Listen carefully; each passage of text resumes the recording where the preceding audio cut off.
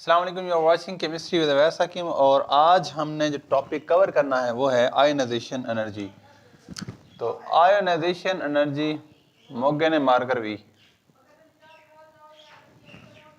तो इससे लिख लेते हैं जी। आयोनाइजेशन एनर्जी आज हमने डिस्कस करनी है। तो आयोनाइजेशन एनर्जी क्या होती है?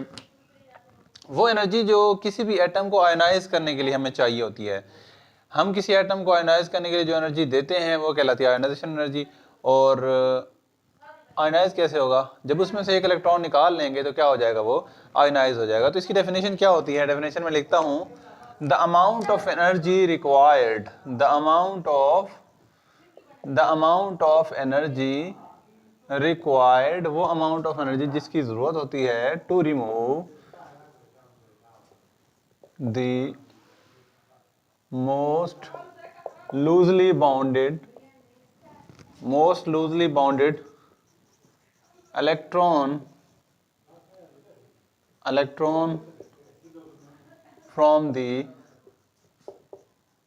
outermost shell of an isolated gaseous atom. Outermost shell of an isolated gaseous atom. एक आइसोलेटेड गैसियस एटम में से एक इलेक्ट्रॉन निकालने के लिए जो एनर्जी चाहिए होती है वो क्या कहलाती है हमारे पास?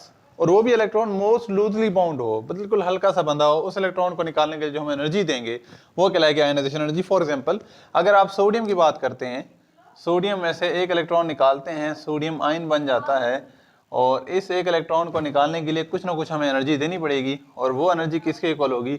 वो होगी जनाब 496 किलो जॉल पर मोल। यानी एक मोल अगर आपके पास सोडियम है, उसको आप आयोनाइज करना चाहते हैं तो उसके लिए आपको एनर्जी कितनी चाहिए होगी? 496 किलो जॉल पर मोल। इतनी एनर्जी देंगे तो इसमें से एक इलेक्ट्रॉन निकलेगा और ये आयोनाइज हो जाएगा। ठीक हो गया। अब हम बात करते हैं इसके ट्रेंड की, कि इसका ट्रेंड क्या है पीरियोडिक टेबल के अंदर। पीरियड्स में ये किस तरह चेंज होती है और ग्रुप्स में ये किस तरह चेंज होती है। अभी मैं आपको ना एक एग्जांपल ले लेते हैं। एग्जांपल से ये बातें ज़रा समझना थोड़ा आसान हो जाती हैं। देखिए, एक टीचर है, उसके सामने स्टूडेंट्स के कुछ 3-4 रोज़ हैं और उस रोज़ के अंदर स्टूडेंट्स बैठे हुए हैं।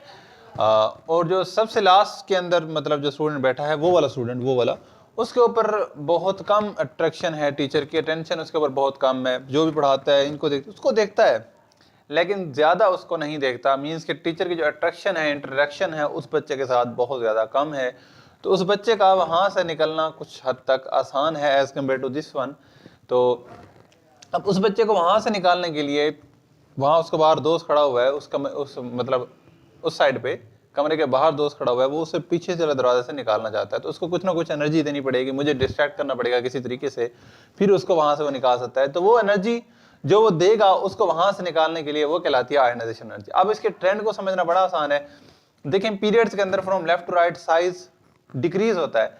अब साइज डिक्रीज होने को यूँ समझ सकें कि जैसे जैसे पीरियड्स में आगे बढ़ते जाते हैं साइज क्या होता जाता है? कम होता जाता है। एटम का साइज कम होता जाता है। मींस वो जो आखिरी इलेक्ट्रॉन है, वो जो आखिरी बच्चा है, वो मेरे करीब आता जाता है। मेरे से ज़्यादा, मेरे और उसके दरमियान डिस्टेंस कम हो रहा है, तो इंटरेक्शन बढ़ेगा। इंटरेक्शन बढ़ेगा तो उसको वहाँ से निकालने के लिए एनर्जी ज़्यादा देनी पड़ेगी। एनर्जी ज़्यादा देनी पड़ेगी तो आयोनाइजेशन एनर्जी बढ़ेगी इन पीरियड्स। और ग्रुप की बात करें तो फ्रॉम टॉप टू बॉटम नीचे जाते हुए क्या होता है?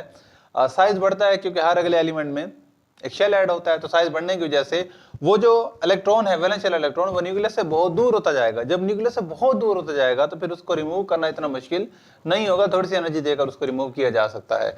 ठीक हो गया। तो अब हम बात करते हैं इसके ट्रेंड की इन पीरियड्स। तो अब इससे मैं लिखता इसलिए नहीं हूँ कि इससे ना मतलब जिस कंपनी का भी है ना, मैं नहीं बार नाम लेता, इतना भी अच्छा नहीं है, ये वाला अच्छा होता है ये।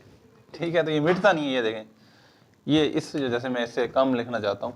ओके, पीरियड्स में हम बात करें फ्रॉम लेफ्ट टू राइट। अगर आप चलते हैं, फॉर एग्जांपल हम सोडियम से चलते हैं आर्गॉन की तरफ, तो फ्रॉम लेफ्ट टू राइट, या लिथियम से चलते हैं नियॉन की तरफ, लेफ्ट टू राइट जो साइज है वो क्या होगा? इंक्रीज होगा। इसकी डिपेंडेंसी इन कुछ चीज़ों के ऊपर है। साइज क्या होता है? साइज होता है left to right decrease. Size कम, वैलेंस शेल करीब आ जाएगा न्यूक्लियस के, वैलेंस शेल न्यूक्लियस के करीब आ जाएगा तो वैलेंस शेल के इलेक्ट्रॉन की अट्रैक्शन भी न्यूक्लियस की अट्रैक्शन भी वैलेंस शेल इलेक्ट्रॉन पे ऑब्वियसली ज़्यादा हो जाएगी। और शील्डिंग इफेक्ट क्या होता है जी, वो शील्डिंग इफेक्ट क्या होता है जी, कम होता है। शील्डिंग इफेक्ट भी क्या होता है, कम होता है। लेकिन शील्डिंग इफेक्ट कम होता है, साइज भी कम होता है। और अगर हम बात करें न्यूक्लियर चार्ज की, न्यूक्लियर चार्ज तो ये बढ़ता है, न्यूक्लियर चार्ज इंक्रीज होता है। जब न्यूक्लियर चार्ज इंक्रीज होता है, देखें सारी बातें ये चीज़ साबित कर रही हैं, साइज कम हो गया, वैलेंस शेल का इलेक्ट्रॉन न्यूक्लियस के करीब आ गया, शील्डिंग इफेक्ट कम हो गया तो वैलेंस शेल इलेक्ट्रॉन के ऊपर न्यूक्लियस की ग्रिप ज़्यादा हो गई। न्यूक्लियर चार्ज बढ़ गया तो न्यूक्लियस की ग्रिप ऑब्वियसली बढ़ जाएगी। तो उस इलेक्ट्रॉन को निकालने के लिए बहुत ज़्यादा एनर्जी देनी पड़ेगी, तो हमारे पास जो आयनाइजेशन एनर्जी होगी वो भी क्या हो जाएगी, वो इंक्रीज हो जाएगी, क्योंकि उसको निकालने के लिए ज़्यादा एनर्जी देनी पड़ेगी। तो यहाँ पर पता चलता है कि आयनाइजेशन एनर्जी क्या हो गई, इंक्रीज हो गई। ओके, बात समझ आ गई। अब हम बात करते हैं ग्रुप्स की। अगर हम इनकी एग्जांपल लेते हैं तो लिथियम की होती है तकरीबन 520 किलो जॉल पर मोल आयनाइजेशन एनर्जी, इसकी होती है 520 किलो जॉल पर मोल, और इसकी होती है जी 2081 किलो जॉल पर मोल। तो 520 कहाँ, मतलब 4 टाइम्स तकरीबन इंक्रीज हो गया है, 4 टाइम इंक्रीज हो जाता है जब हम चलते हैं लिथियम से सोडियम की तरफ, यानी 8 एलिमेंट्स का डिफरेंस आता है तो 4 टाइम्स क्या हो गई, आयनाइजेशन एनर्जी इंक्रीज हो जाती है। ओके, अब बात करते हैं हम ग्रुप्स के अंदर। तो ग्रुप में भी हम इन 3-4 फैक्टर्स को देखेंगे कि क्या होता है ग्रुप में from top to bottom. Group के अंदर टॉप टू बॉटम नीचे आते हुए अगर हम साइज़ की बात करें, ऐसे लिख लेते हैं जी, साइज़ की बात करें तो साइज़ क्या होता है, इंक्रीज होता है। हर अगले एलिमेंट के अंदर शेल क्या हो रहा होता है, ऐड हो रहा होता है। लास्ट वीडियो में मैंने ये बताया था, अगर आपने नहीं देखी तो आप यहाँ आई कार्ड में लिंक दे दूंगा, आप जाके देख सकते हैं। साइज़ क्या होता है, इंक्रीज होता है ग्रुप के अंदर from top to bottom. Shielding effect की बात करें तो शील्डिंग इफेक्ट भी क्या होता है, शील्डिंग इफेक्ट भी इंक्रीज होता है। देखिए साइज बढ़ता जाएगा तो वैलेंस शेल जो इलेक्ट्रॉन होगा वो ज़्यादा दूर होता जाएगा, और वैलेंस शेल के जो इनर शेल के इलेक्ट्रॉन होंगे वो न्यूक्लियस की अट्रैक्शन को काफ़ी हद तक शील्ड कर रहे होंगे, तो शील्डिंग इफेक्ट भी क्या होगा, इंक्रीज होगा। और न्यूक्लियर चार्ज, ठीक है, ये बात समझ आती है कि न्यूक्लियर चार्ज बढ़ता है, इंक्रीज होता है, लेकिन न्यूक्लियर चार्ज बढ़ रहा है क्योंकि एटॉमिक नंबर बढ़ रहा है, मींस नंबर ऑफ प्रोटॉन बढ़ रहा है, न्यूक्लियर चार्ज बढ़ रहा है, लेकिन इस न्यूक्लियर चार्ज के इंक्रीज से साइज डिक्रीज नहीं होता। उसकी रीजन ये होती है कि शेल ऐड हो रहा होता है ना, तो साइज तो इंक्रीज ही होना है, और साइज इंक्रीज होगा तो वैलेंस शेल इलेक्ट्रॉन जो होगा वो न्यूक्लियस से दूर ही जाएगा, और जब वैलेंस शेल इलेक्ट्रॉन न्यूक्लियस से दूर जा रहा होगा तो सिंपल सी बात है, उसको रिमूव करने के लिए इतनी ज़्यादा एनर्जी भी नहीं देनी पड़ेगी, उसको आसानी से रिमूव किया जा सकेगा। मतलब आसानी से का मतलब ये है कि बहुत आसानी से नहीं, एज कम्पेयर टू, यानी साइज जब बढ़ जाएगा तो उसको रिमूव करना आसान हो जाएगा। तो आयनाइजेशन एनर्जी क्या हो जाएगी, यहाँ पर डिक्रीज हो जाएगी। टॉप टू बॉटम ग्रुप के अंदर अगर हम बात करें तो आयनाइजेशन एनर्जी कम हो जाती है, क्योंकि ग्रुप के अंदर फ्रॉम टॉप टू बॉटम क्या हो रहा है, टॉप टू बॉटम ये हो रहा है कि साइज ज्यादा हो रहा है, तो न्यूक्लियस से वैलेंस शेल इलेक्ट्रॉन दूर होता जा रहा है, तो उसको रिमूव करना आसान। शील्डिंग इफेक्ट बढ़ रहा है, न्यूक्लियस की अट्रैक्शन पूरी इसके ऊपर नहीं पहुंच रही, रिमूव करना आसान। न्यूक्लियर चार्ज बढ़ रहा है बेशक, लेकिन शील्डिंग इफेक्ट भी तो बढ़ रहा है ना, तो वो उसको रोक लेता है उसके चार्ज को, तो उसको रिमूव करना आसान हो जाता है। आयनाइजेशन एनर्जी इसलिए कम हो जाती है, थोड़ी सी एनर्जी देते हैं और इलेक्ट्रॉन वो रिमूव हो जाता है, ठीक है। और अगर हम अब वैल्यूज की बात करें तो लिथियम से नीचे सीजियम तक आते हुए वैल्यूज देखेंगे किस तरह डिक्रीज होती है। इसकी होती है जी 520 किलो जॉल पर मोल, और इसकी तकरीबन सीजियम की तकरीबन होती है जी 377 किलो जॉल पर मोल। तो ये देखें 520 से 377 किलो जॉल पर मोल एनर्जी क्या हो गई, यहाँ पर डिक्रीज हो गई फ्रॉम टॉप टू बॉटम। समझ आ गई, होप सो क्लियर होगी। The amount of energy required to remove the most loosely bounded electron from the valence shell of an isolated gaseous atom is called ionization energy. और एक बात रह गई, देखें आयनाइजेशन एनर्जी दो तरह की हो सकती है, एक होती है फर्स्ट आयनाइजेशन एनर्जी और एक होती है सेकंड आयनाइजेशन एनर्जी, या एक होती है थर्ड और एक होती है फोर्थ।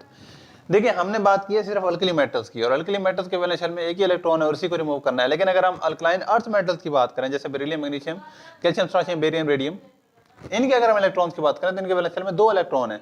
तो पहले इलेक्ट्रॉन पहले एटम के इलेक्ट्रॉन, यानी कि पहला जो इलेक्ट्रॉन होगा उसको अगर रिमूव करेंगे तो हमें आयनाइजेशन एनर्जी देनी पड़ेगी, जिसे हम फर्स्ट आयनाइजेशन एनर्जी कहेंगे। The amount of energy required to remove most loosely bounded electron from the valence shell of an isolated gaseous atom.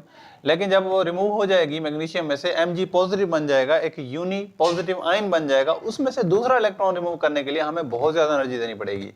मतलब डबल से भी ज़्यादा एनर्जी देनी पड़ेगी, जितनी फर्स्ट टाइम हमें देनी पड़ी थी उससे डबल से भी ज़्यादा एनर्जी देनी पड़ेगी। ये इसकी वजह क्यों होती है, ये क्यों होता है ऐसा? ऐसा इसलिए होता है कि जब मैं क्लास के अंदर पढ़ा रहा हूँ और चौथी या पाँचवीं रो के अंदर एक बच्चा बैठा है, दो बच्चे बैठे हैं, मैं कुछ देर बाद देखता हूँ एक बच्चा निकल गया है, मीन्स एक इलेक्ट्रॉन रिमूव हो गया है। तो अब मैं जो दूसरा बच्चा है उसको बड़ी ही निगरानी रखूंगा उसके ऊपर, उसको रिमूव नहीं होने दूंगा वहां से, मैं उसको निकलने नहीं दूंगा, क्योंकि मैंने देख लिया कि एक इलेक्ट्रॉन वहां से निकल चुका है। तो अब ये न्यूक्लियस जो है दूसरे इलेक्ट्रॉन के ऊपर ज्यादा इंटरेक्ट करेगा, ज्यादा ग्रिप रखेगा, उस इलेक्ट्रॉन को वहां से रिमूव नहीं होने देगा, क्योंकि उसे पता है कि एक इलेक्ट्रॉन रिमूव हो चुका है। तो यूनी पॉजिटिव आयन जो बन जाता है उसमें से दूसरा इलेक्ट्रॉन निकालना बहुत ज्यादा मुश्किल हो जाता है। और इसी तरह से अगर आप एल्यूमिनियम की बात करें तो जब डाई पॉजिटिव आयन बन जाएगा, एल्यूमिनियम में से एक इलेक्ट्रॉन निकल गया, दूसरा निकालना और मुश्किल, चले वो भी निकाल लिया एनर्जी देकर, तो तीसरा निकालना बहुत ज्यादा मुश्किल हो जाता है, क्योंकि दो इलेक्ट्रॉन रिमूव हो चुके हैं, अब न्यूक्लियस की अट्रैक्शन बढ़ चुकी होती है। ठीक है, तो ये है कि फर्स्ट आयनाइजेशन एनर्जी से सेकंड आयनाइजेशन एनर्जी बहुत ज्यादा होती है। क्यों होती है मैंने वजह बता दी, ट्रेंड भी समझ आ गया। अगर आपको कोई क्वेश्चन है इसमें, कोई चीज़ समझ नहीं आई तो आप पूछ सकते हैं। वीडियो अगर पसंद आई है तो इसको लाइक करें और दोस्तों के साथ शेयर करें। ऐसी वीडियोस देखने के लिए चैनल को सब्सक्राइब करें और बेल आइकन को दबाएं, जैसे मैं वीडियो अपलोड करूंगा आपके पास वीडियो आ जाएगी। और अगर आप किसी टॉपिक पे वीडियो चाहते हैं तो वो टॉपिक भी आप मुझे कमेंट में बता सकते हैं। Matric level to BSc level तक कोई टॉपिक आप दे सकते हैं, स्पेशली अगर ऑर्गेनिक का टॉपिक हो तो भी आप बता सकते हैं, तो उसके लिए मैं फिर अलग से इंशाल्लाह सीरीज स्टार्ट कर दूंगा। तो अभी के लिए इतना ही, मिलते हैं नेक्स्ट वीडियो में, तब तक के लिए अल्लाह हाफिज़।